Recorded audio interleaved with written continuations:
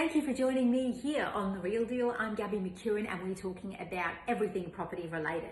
Now, we all know that we are in a ridiculously hot property market right now where there is an abundance of buyers, not enough sellers. Sellers are terrified to sell because they're scared that they're not going to find something, and there's a lot of hype and spruiking in the marketplace. I think buyers agents have created a lot of hype as well, and where you actually need to find a buyer's agent now to find a property, and they're really spruiking this off-market sale situation.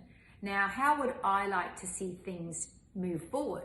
Look, I think definitely if you're wanting to buy something in this current market, I think you do need a buyer's agent, all right? Because otherwise you're probably not going to have a chance of seeing a property before it's on the market. And the second thing I'm also going to say is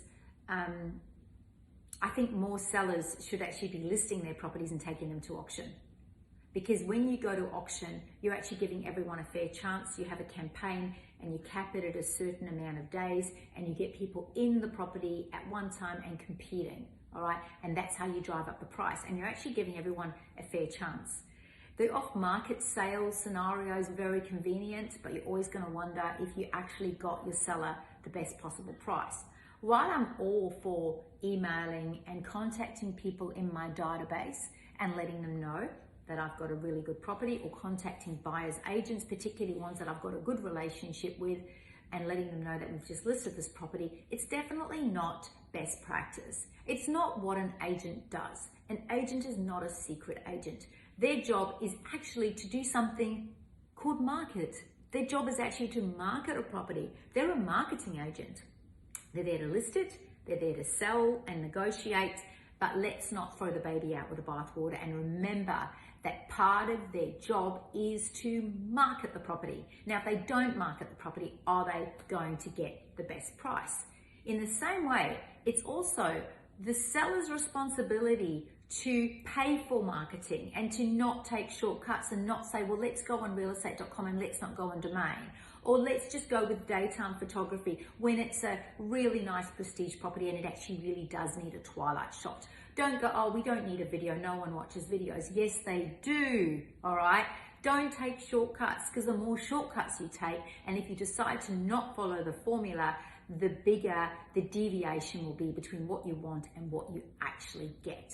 Yes, you can occasionally snag a really good price in this market. I know it can happen, and that's really just luck. But then could you not have snagged a higher price if you'd followed a formula? If you're into fitness and bodybuilding or any kind of competitive sport and you're an athlete, you'll know the importance of following a formula and sticking to the formula, and paying close adherence to diet and rest and training and strategy. You're not just going to approach something haphazardly and hope for the best. So in the same way, you're dealing with your biggest asset, or one of your biggest assets outside of your family.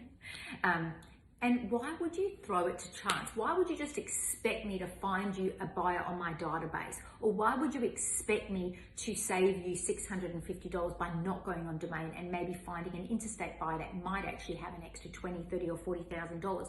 Why would you want me to cut out 20 to 30% of the market? Does that make sense? I don't think so, and I'm sure you have to agree with me on this one. So let's make sure that you follow the formula and stick to it.